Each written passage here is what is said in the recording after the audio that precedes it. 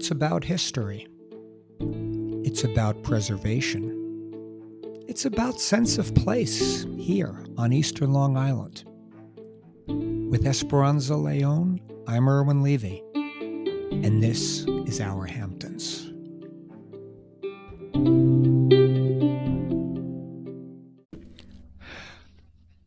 Good morning, Esperanza.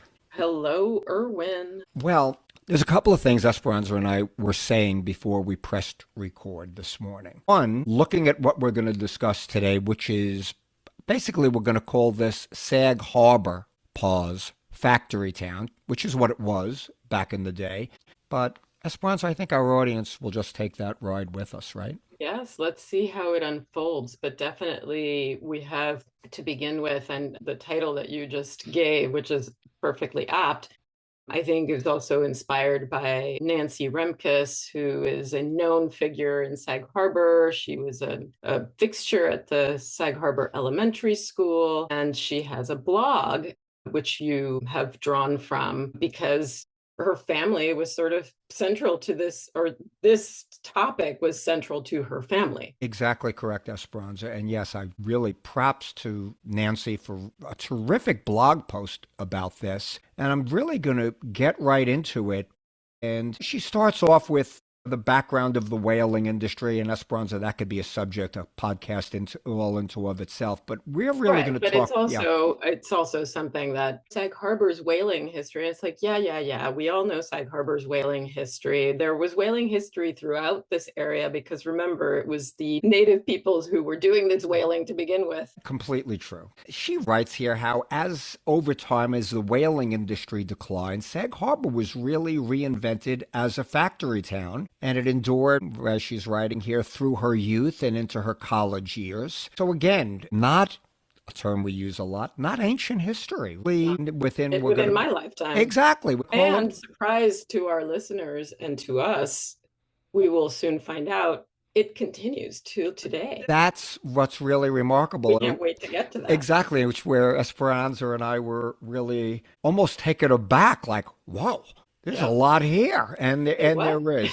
So, and she really starts off, and this is something right at Oakland Cemetery. Anyone from Sag Harbor and from the East End knows Oakland Cemetery. She describes how this was once a group of buildings known as Oakland Works, and at one time or another, home to brass foundries, clock building, a hat factory, a Morocco leather business, a stocking factory, a barrel head and stave factory, none of which gained long-time success. Wow, I mean, those successive or concurrent industries that were not long-lasting, I guess. But interesting, I mentioned to you, Irwin, there is that one building that's just next door to the Oakland Cemetery, which is a brick building that has always drawn my attention and was recently sort of slightly renovated, but is still empty.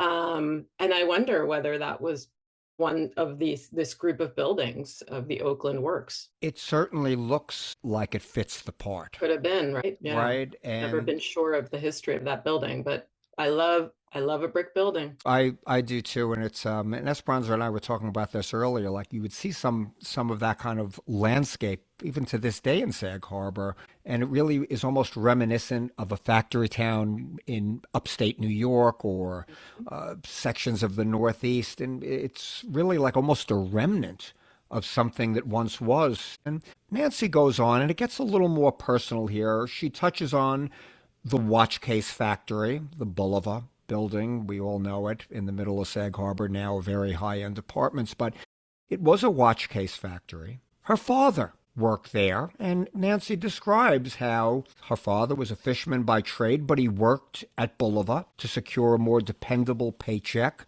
to help sustain his family. And she writes how for a time the family was lucky to live on fresh fish, garden vegetables, and this modest but steady income. And again, it really harkens back, right? How this is what this place was in the not too distant past. I was thinking about this, Irwin, and pondering that we tend to romanticize the past. And even Nancy's description feels sort of like there's a nostalgia, which is makes it seem like, oh, it was so much nicer then. And I'm sure there were aspects of it that were, I think it was a much simpler life. And I think that's kind of why we romanticize things. It just was simpler, but it doesn't mean there wasn't hardship. I'm sure for many people, as it continues to be, you know, I'm sure there are many people who are still suffering hardship living out here. That's a known fact, despite all the wealth. But you know, this idea that we look at this and think, oh, how nice that was, always worries me when I look at Nancy's description of how she talks about the memories, her father, I guess, the memories of or someone that came by her work and had memories of the village that once centered, I quote, once centered around factory life, church, bingo, and spaghetti dinners. And Yeah. that's like Americana at its best, you know, like this is exactly what you see in all these movies from like the 1940s and 50s. It was just a simple, very close-knit community. And I think not something that one, certainly not now, would associate with Eastern Long Island. Yet again, this is a story that is within both of our lifetimes, and that's what has to Right. really be stressed here. We're not talking about 1920. We're really Right. talking whatever, these 60s, 70s, even into the early 80s. I think I read somewhere the last watch Bulova made was in 1981. So, I mean, it was Right. going on as late as the early 80s, but 80s. Yeah. but Mhm. and you're right. It was, and she does elaborate on that, how the community was built around this factory life, the friendships, the camaraderie, and she really does wax nostalgic here. After school, walking by the Bulova building on her way to town, seeing machinists in the windows working at their trade. A noon fire whistle would blow, and they would come out and go home for lunch, like they all lived in the community and went Right. home for Right. lunch. And again, relatively within our lifetime. And that's, as we get a little further back, really worth stressing, right? That this was. And it's something I think about it, and you know this, that my children go to the Sag Harbor school district. And one thing I have noticed, and not knowing what other schools have as far as their teaching population, but I have heard the stories of how so many of the teaching staff, they have to come from so far away because they can't find places to live here and so forth. And one of the things that I actually really love and appreciate about Sag Harbor School is that a lot of the teachers live in the community.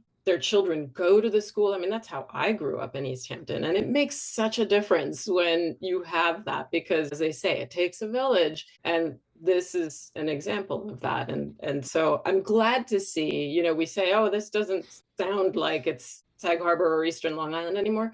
Actually, it is. There's still spaghetti dinners. Yeah, And that fire whistle still blows. right. And I guess as time goes on, that kind of description may get harder to maintain. But the fact that you're experiencing it in present day, 2026, really does warm the heart a little bit. So thank you for sharing really a more personal and present day aspect of that. The Sag Harbor Village, continuing on what Nancy was saying, and this comes right off of Sag Harbor Village's website, how they're talking about the history and how, again, touching on the whaling industry, it was never as prosperous as it was between 1820 and 1850, the heart of that industry. But the villagers, having to devise other means of making a living, turned to industry. And this is right from Sag Harbor Village's website now. Some of the earlier ones, Nancy touched on a couple of these: a brass foundry, hat factories, watchmaking, of course, sugar, cotton, and flour mills, Yeah. right? Well, Bottling. let's not forget, Sag Harbor is a port. It's a port city. It's a port town. So Very good. it was easy access via the water to bring products to manufacture here. Great point. And there was a train And too. an important port during this era too. A busy port, but Hmm. bottling, pottery, waterworks, and then they discuss the later industries. And I'm just going to list them just so our audience just has an idea of the scope, I think, of this, to you, for lack of a better term, Esperanza. We know about Bulova, Bliss Torpedo Company, Agawam Aircraft Products, Grumman, Okay, we spoke about Grumman We've even spoken from about Calverton, Grumman, right? Okay, right? in the But episode. Grumman was here, yeah. That's right. And of course, Bulova, one of the last industries in Sag Harbor, who departed in 1981. Another one that was, and this is one I've never heard of, and we're going to get into the ones that we're going to know a little bit more about. But there was actually an Alvin Silver company, Esperanza, right? So Alvin, that was the predecessor of the Bulova and then subsequently Fahys, I think. that is correct. And so from 1911, and yeah, I think we're going to really get deeper into. I think the two stars of this episode are obviously going to be Bulova, but also Sag Harbor Industries. But the Alvin Silver Company, and I found this. This was from the Sag Harbor Partnership website discussing this.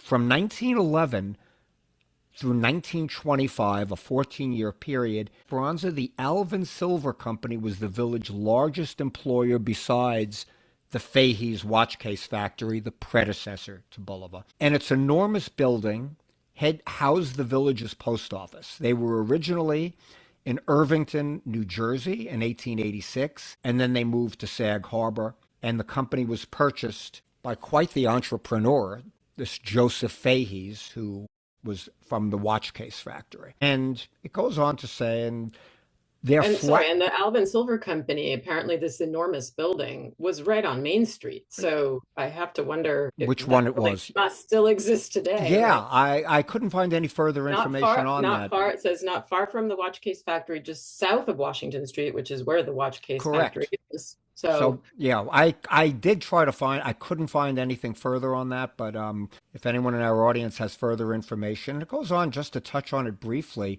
How Alvin Silver flatware and hollowware, and their advertisement at the time, Esperanza, was correct for every occasion. You know, I'm sitting here eating on plastic forks or whatever I buy from Crate how and dare Barrel, you? but yeah, I'm sorry Treat about yourself well, that. Irwin. Exactly, I really should Silver at is this, but I mean, and apparently they're still very desirable for collection. There was actually a display of them at the Sag Harbor Historical Society at one point. So again, this place, there was a business here. Yeah. And Irwin, I know that we skipped over this, but just going back to the building, and this is something that we touched on before we started recording, is the many fires of Sag Oh my Harbor. God. We're talking about that's partly the reason I think why there are so many brick buildings in Sag Harbor. But in particular, this Alvin Silver building apparently was gutted and lost in a New Year's Day fire in 1925, a Okay. short 14-year term.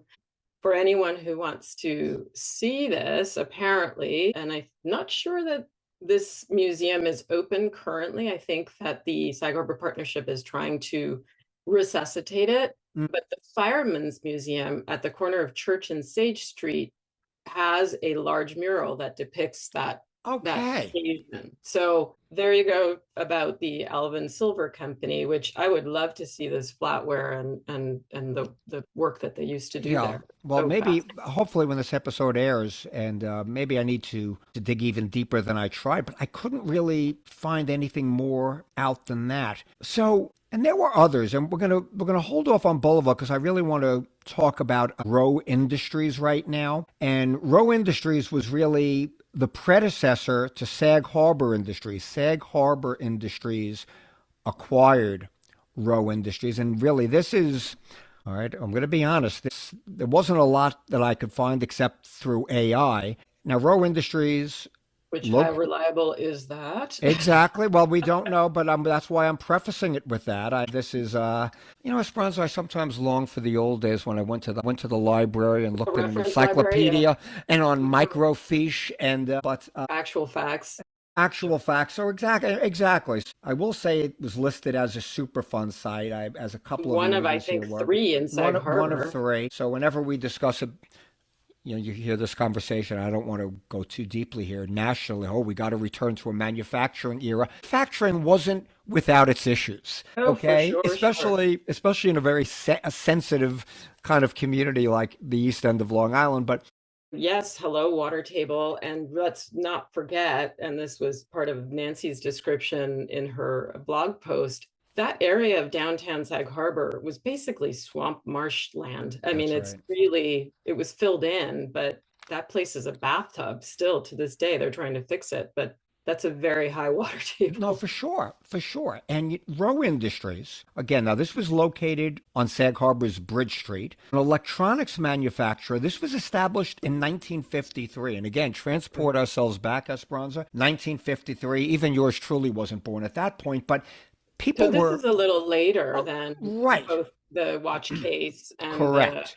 and what we'll talk about with the Correct, but Sag Harbor it's industry. yeah is and we do this sometimes. We sometimes go to the end and then come back to the middle. But I think it's a good segue to get into Sag Harbor Industries a little bit. But anyway, this was established in '53. It produced small motors, transformers, wire harnesses. It operated under various owners: Aurora Plastics, Nabisco, and apparently, due to the toxic solvents, there was environmental contamination. It was a Superfund site in the 1980s, later acquired by Sag Harbor Industries, which is what we're going to get into shortly. Again, if you give a timeline here, 1953 Rowe Industries, 65 purchased by Aurora Plastics, 1970s acquired by Nabisco, 1980 sold to Sag Harbor Industries. I don't want to know what Nabisco was manufacturing there, frankly. It's full of I, chlorinated solvents and things that we don't want in our food. you don't think Oreos were in the same place as these components they were Oh God. manufacturing? No wheat thins, All no. right, because Esperanza, I'm an Oreo freak, okay? But so again, Sag Harbor Industries and Esperanza was funny. You said earlier before we signed on, Esperanza almost gasped at me and said, Well, "Say, the watch case factory was the last remaining industry in Sag Harbor, which to my knowledge and your knowledge is the case, right? Watch case. no pun intended." And lo and behold, no, it's not. And this is it floored me. It really did. Sag Harbor Industries, not only because of its illustrious past or history or origin, having been founded by the son of Thomas Alva Edison, who I think is a household name, right? But Sales. maybe not many people will know his son, Charles Edison, who became president of his father's company in 1927 and then served as Assistant Secretary of the Navy between 37 and 40, Secretary of the US Navy in 1940, and 42nd governor of New Jersey from 41 to 44. So not a nobody, obviously, but in 1946, 2 years after he was governor of New Jersey, he created Sag Harbor Industries in Sag Harbor. I mean, what? Wow. Amazing. And Esperanza, how often over 8 seasons of Our Hamptons podcast have we said something to the effect of, what is it about this place that has drawn, whether it's you're a writer, an artist, or whatever? Now we have of someone who had an incredible pedigree, the lineage. Thomas Alva Edison's son had his own, to be fair, an extraordinary public service career. Before this, found his way to Sag Harbor to create this business. And he had a clear vision and this is, by the way, right off of Sag Harbor Industries website. So had a clear vision to create a smaller, localized manufacturer that could be more productive than a larger one. And his first products, and I'm not going to go too deep. I mean, knowing the guy's background, was small electrical coils used in clocks, used in appliances. Boy, talk about genetics, right? I mean, Yeah, for sure. But it also makes me think, and to what your comment was about what is it about this place, but really we have to remember that this was just a place. I mean, there was a lot of this was a strategic location in many ways, especially strategically military wise. For instance, I'm reminded with all of this electrical coil and automobile clocks and a lot of military equipment, Grumman and so right. forth. But remember, we had in Watermill the Western Union Research Facility between 1920s, 1960s. And that was developing, war technology, that could be a whole episode, Irwin, but There's this so is much of not a this. foreign thing here, is what I'm saying. No, exactly. And you looking at, and again, knowing this is coming off their website, so they're putting this is obviously describing their own business by themselves, but it's really the information here. He took on some partners and they began working with a company called Teleregister, which engineered the automatic quotation board at the New York Stock Exchange. I mean, Very cool. these things were born here. And Right. even you push it along. I really didn't intend to go down this road, but looking at this, those little electric football games, I think I remember playing I those kind of things. I remember. swear, right? The vibrating field. Not that I remember playing with it, but I remember seeing them. Yes. Yeah, so like all of these things were sort of born here, or whether they were born here and then they developed them elsewhere, but they sort of were born here. And it goes on talking about Sag Harbor Industries, how the '60s, '70s, '80s. Okay, so really in our lifetime here for sure, the rise of three important industries, and you touched on one of them, aerospace. So aerospace, computer technologies, fluid power, and there were companies he mentions, the Valcor and Skinner companies, both employed Sag Harbor Industries coils in their solenoid valves. I mean, look what was going on here. They verged, but ultimately satellite and spacecraft communications equipment. General Electric has partnered with Sag Harbor Industries, right? And just And I mean, this is something that we have touched on, I mean, explored on, right. and the idea that there's technology that has been developed here or manufactured here on Eastern Long Island that has gone into outer space. Like, this is pretty cool because Grumman, which you mentioned earlier, and it was on the wharf, right, on Sag Harbor That's right. wharf. They were building things that were for the lunar exploration. I mean, it's just phenomenal, these stories. And I'm glad you mentioned that, right? It was located on on Long Wharf, Sag On Harbor, Long Wharf, and right? obviously then also we were talking, we talked about it in our Calverton episode, but it's really amazing to think that the Long Wharf, which is now dockage for fancy yachts, was this industrial hub. Yeah, and they have continuing on, and we're going to touch on them as we go along. There was an East Hampton Star story I found, from 12 or 13 years ago, but I think part of it is still relevant. They also expanded. They have a facility in North Carolina as well. Continuing on all these things, they have a subsidiary out here called Doortronic Systems, which also manufactures electric looking hardware and controls for security and door control industries. And when they close on their own website, how we believe that the Sag Harbor Industries families of companies provides innovative solutions to their customers. The fact that this is, unless this, Happening today. it's happening today. Go to their website. Yeah, Unless it's got an 800 number. right. Right. Now, admittedly, I didn't call it, but I also have recall. I didn't put this in the notes before we were signing on, but Esperanza, I really do recall over the years seeing like wanted ads, like in the Star Really? or for Sag Harbor Industries. Um, I'm going to assume they're still there. They have an 800 number, but guess what? They have a 631-725 number. Right, Sag right, Harbor. and I the love story. this. Yeah, this it's just an amazing. It really is a beautiful story. Esperanza, I should really pause our record and call their number right now. But I'm afraid of. Yeah, we should do it right on the. Yeah, that's true.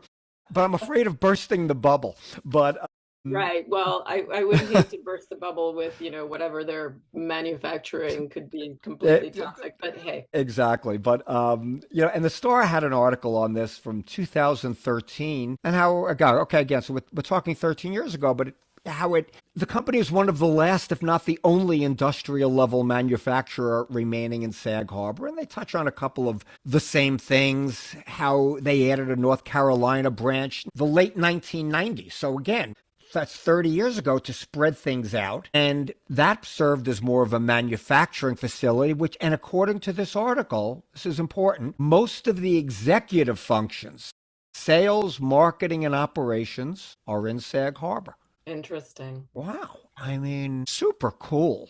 And I'm going with it. It still exists. I mean, Yeah, well, I love this idea, and this is from continuing in the East Hampton Star article from 2013, that it says that Edison founded the company with the idea that, and you touched on this earlier, a smaller, localized manufacturer could be more productive than a larger one with a central location. And what really is wonderful to think about is that this kind of model could really help so many small towns to thrive by creating this type of industry that can kind of feed into larger industries around the country. right, right. So really, just fascinating story. I really can't get over it.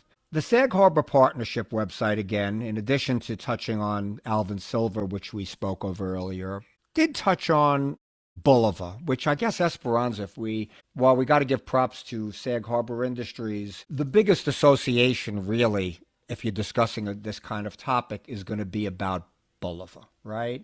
And, it's noted, and again, this is Sag Harbor Partnership. Fahys factory was the village's employment mainstay until 1931. In 1936, the village leased the second floor to a subsidiary of the Bulova Watch Company, its likely successor. So, like, this is where you're seeing the transformation from Fahey to Bulova, right? And 37 citizens formed a committee to raise money for renovations and new machinery. And I mean, this one really got me. Production then increased to 30,000 watch cases per week. Wow. At which point, At which point, yeah, they right? really expanded and took over the whole place.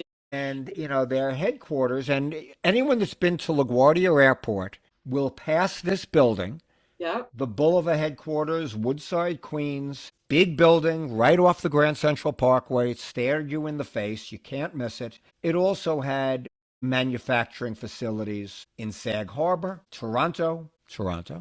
Providence, Rhode Island. I mean, to see a list that in Right. Sag Harbor with Toronto is really interesting. Yeah. And the Sag Harbor partnership story goes on to say, and this is no great revelation, but people routinely at this era after World War II graduated from high school. Nancy sort of touched on this, to be employed by the Bulova company or other manufacturers. Rowe, who we spoke of, Grumman, who we spoke of, and to your point, Esperanza, Grumman producing parts for the lunar landing module on the wharf. Just unbelievable when you think about it. And I do stand corrected. The factory, according to them, produced the last watch in 75. I thought I read 81 I at think some that might point. have been a conflicting fact. Maybe, I mean, maybe. it's not really that far off. I think I agree with you. I read it somewhere as I well. could swear I saw this, and it goes on to say what, sort of like the downfall, if you will, of this. There were valuable contracts that they lost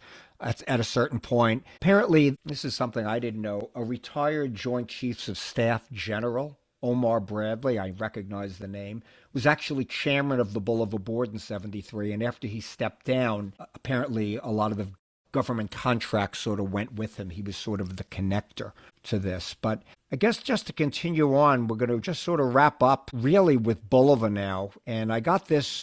This was an article, and again, it gets a lot into the Superfund issue of that site, and I don't want to get too deep into its redevelopment, but Peter Booty, now we know this name, Esperanza, right? This did a lot of writing on the East End. I think he was with 27 East.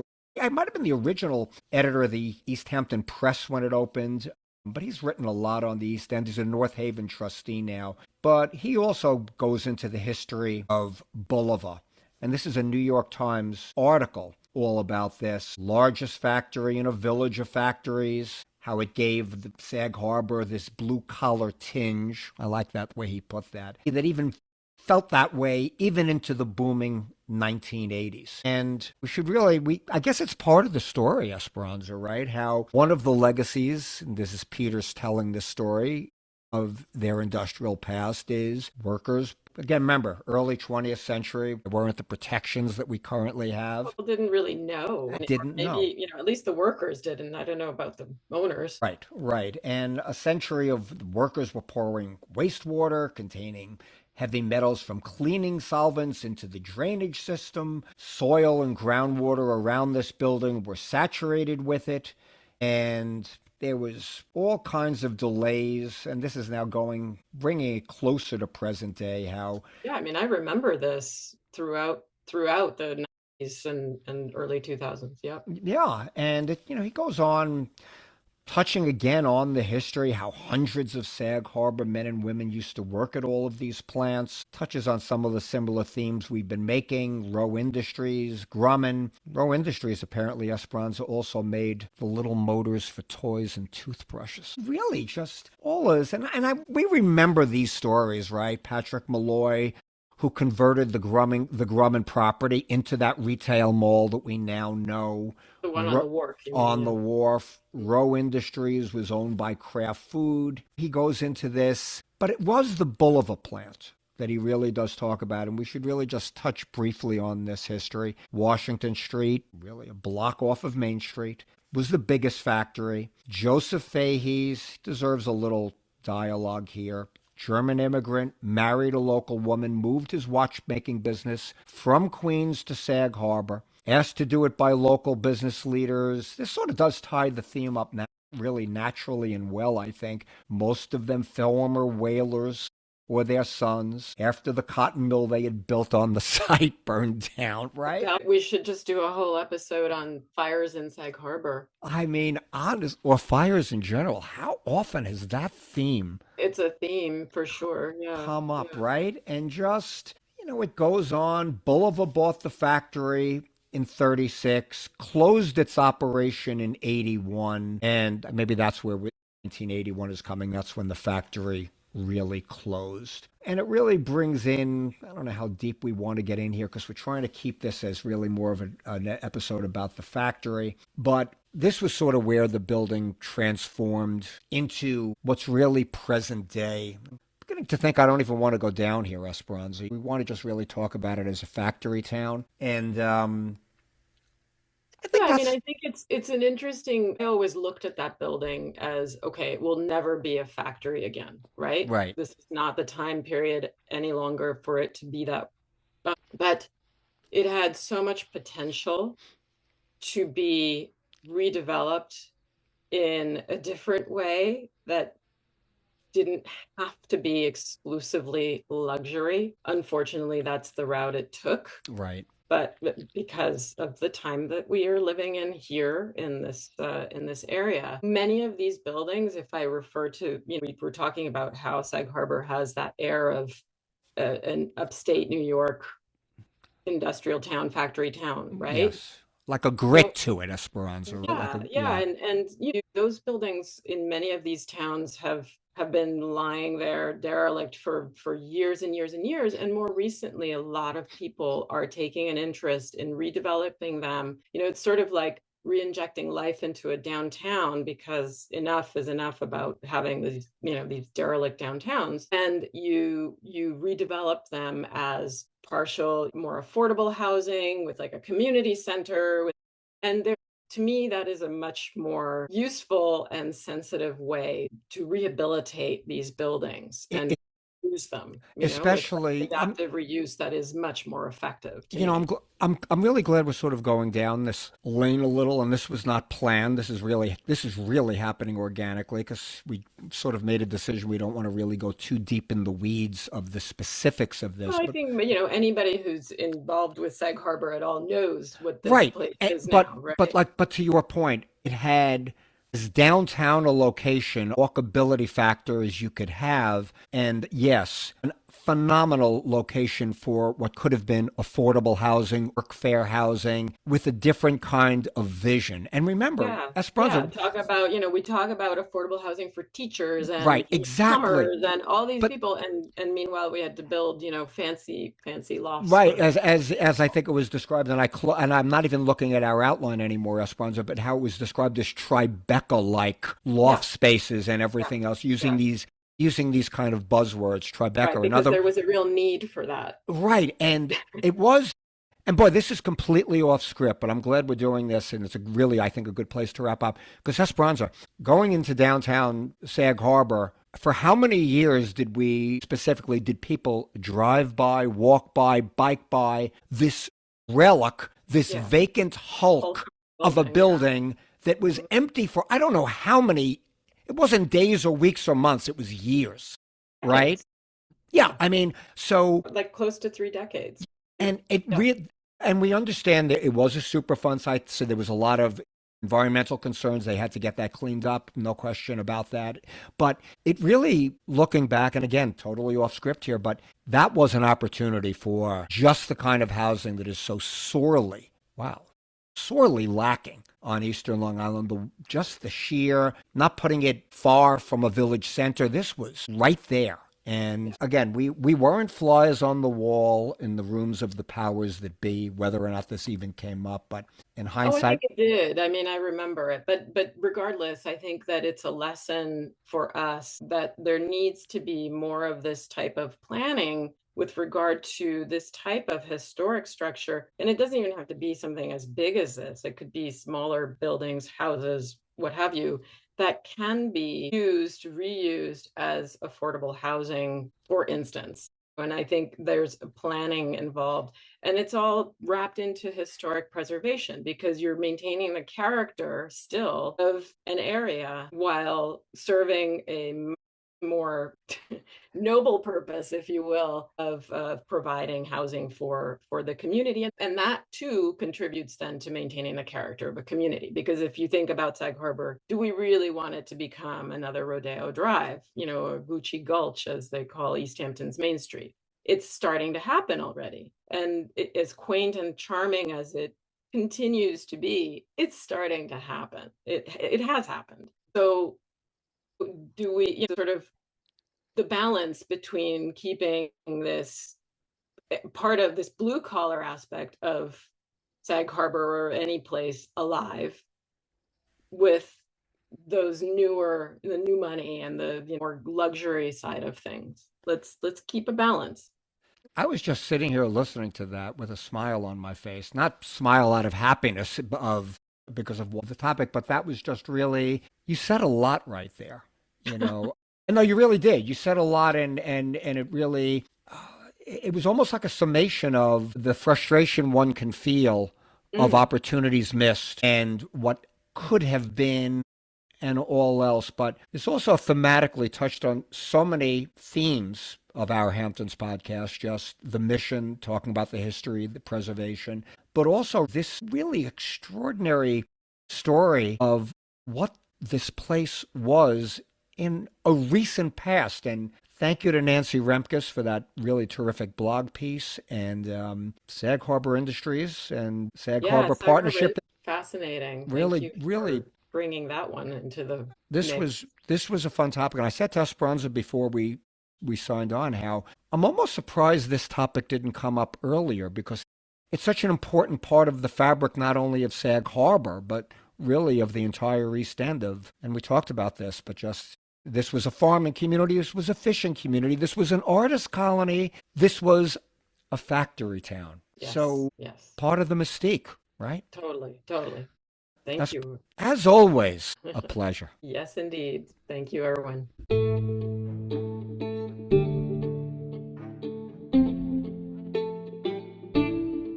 Thanks so much for joining us.